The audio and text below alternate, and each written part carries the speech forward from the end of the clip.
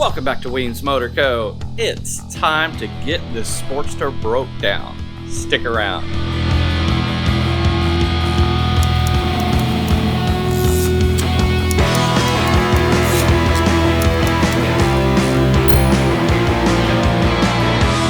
Alright, so last time you guys saw the Sportster, we had Austin out here in the garage with us, helping us break down this thing, and he's not going to be with us today. His schedule's pretty crazy between school and band and all the fun things a teenager should be up to rather than sitting in a shop with his dad hanging out.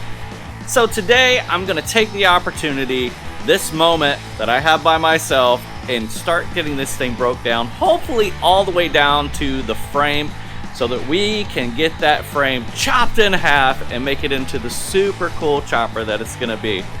Like always, thanks to our cool friends over at Lowbrow for supplying a lot of the parts. Also, thanks to our friends over at S&S for going to be providing all of the engine parts that Blockhead will be building. Super stoked about that, but before they can get to building that engine, I got to get this thing broke down. So, let's get to work.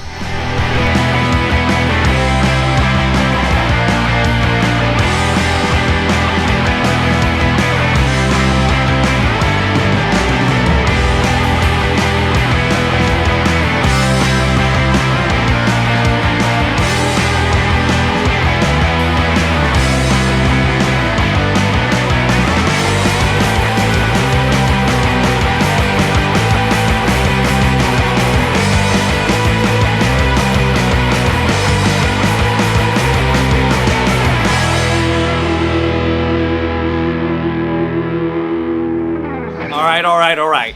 I can already hear it in the comments right now. Oh my God, what are you doing? You're ruining that motorcycle.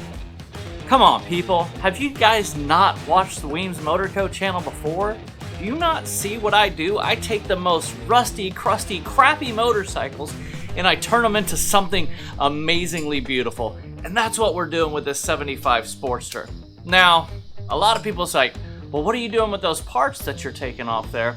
Well, this motorcycle doesn't belong to me, because if it belonged to me, I would have probably kept it all original in stock. But because this doesn't belong to me, this is going to be raising money for Taka, the autism community in action, working with the 5 Dirty Bikers and the Blockhead himself. So, all these parts that are coming off here, you know, I'm not sure what's going to happen to them. I really hope they go into good hands. If you feel like, you know, you want that tank, you want that fender, you want that part, that piece that I pulled off there, and we're not using it for this project, I'm going to tell you to do 2 things. Number 1, jump down in the comments below and let me know. Say, hey, I really want that stuff. Or, number 2, head over to Instagram, check out this link above for the 5 Dirty Bikers. Reach out to those guys. Maybe we could raise some money to buy some other cool parts that go on this project. Who knows? Maybe you could be a sponsor. Maybe you could be a part of the David Mann replica for the autism community in action. So, right now, if you want those parts, jump down, leave a comment. Number 2, jump down in the comment and let me know that I am making a mistake or that you believe in the vision and the process that's going to happen on this bike. So do that. Take a moment, leave those comments below. I'm going to get back to taking those foot pegs off. Let's get it going.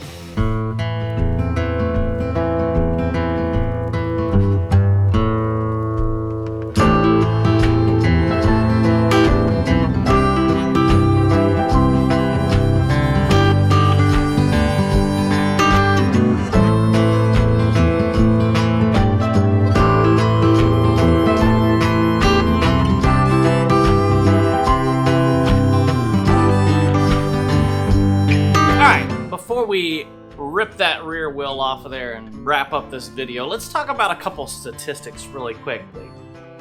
This bike is a 1975 Harley-Davidson Sportster, given the model XLH, which means it has an electric starter on it. The XLCH would still have the kickstart. This is a 1000cc model, and in 1975, Harley-Davidson produced 13,515 of these And off the rolling floor, it had 61 whopping horsepower at 6,200 RPMs. Now, obviously this bike didn't get anywhere near 61 horsepower, nor did it reach anything near 6,200 RPMs. So she needs some attention. It's not a rare bird in any way. I mean, a lot of people were saying, you know, why cut this thing up? It's so original. I get that. They made over 13,000 of these things. Something special that I've kind of noticed, this was a first year left foot shift Sportster, which basically means they did not put a lot of research and development into moving that shifter from the right side over to the left side. They didn't do much. Matter of fact, all they did was they took a shaft and ran it from the other side to the left side so that you could shift the bike. They changed the brake side over to the right side, and they did away with a brake rod, and instead they used a cable. But those little changes has kind of put me in a little place where I'm gonna have to do some fabrication. It's not gonna be just a weld this thing on, because this being that first year, I'm gonna have to do some special stuff to make sure that all those linkages and everything go just right on that new hardtail that we're doing there from Lowbrow Customs. So yes, not a rare bird at all. Now let's talk about something that's not rare either, and that being autism. Autism, like we said, it's near and dear to our family's heart, as my son Austin, he suffers with autism on a day-to-day basis. You can only imagine being a teenager in high school and the challenges and things that he faces. Something significant with the statistics in the autism aspect was in the 1960s, it was only diagnosed 1 in every 2,500 kids. Nowadays, it's 1 in 44, which is pretty substantial increase, and people are trying to do the research and find out why that is. Nobody's been able to put their finger on it and say, hey, this is the issue. I mean, it could be everything from dietary to medications. So it's tough, you know. Having a child that suffers with, you know, social anxieties and hard to read social cues is not as much as extreme as some of my other friends who have children that have autism.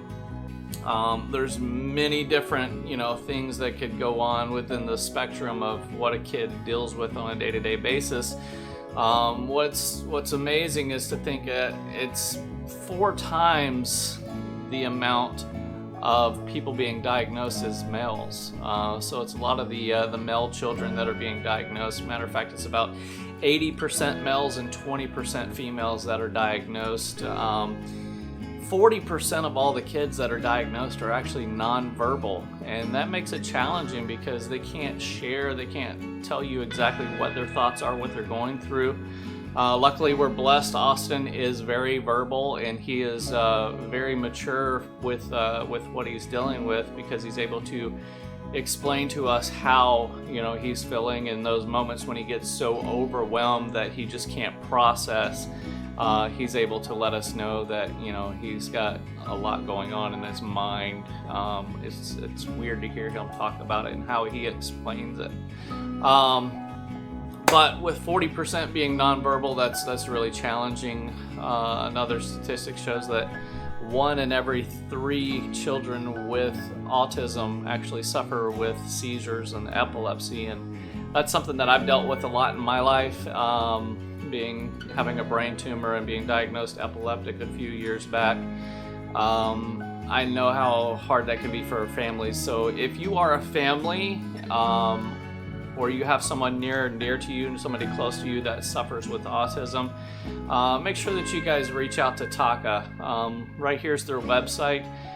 They provide resources, education, and support for families who deal with those things. So make sure you reach out to them.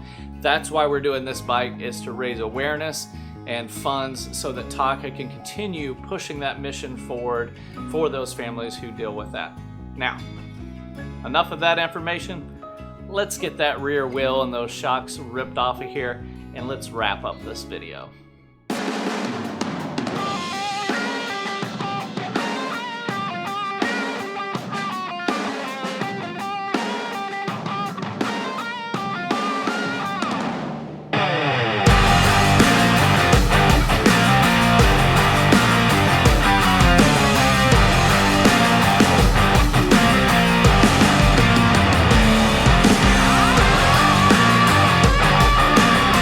Well guys, that's gonna wrap up this video today.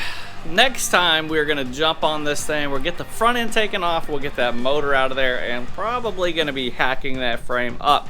So make sure you're following what's going on right here at Weems Motor Co. If you're new around here and you like that video today, make sure you jump down and hit that subscribe button. If you really like the video, hit that thumbs up, turn those notifications on, and let everyone know what's going on right here at Weems Motor Co. Peace.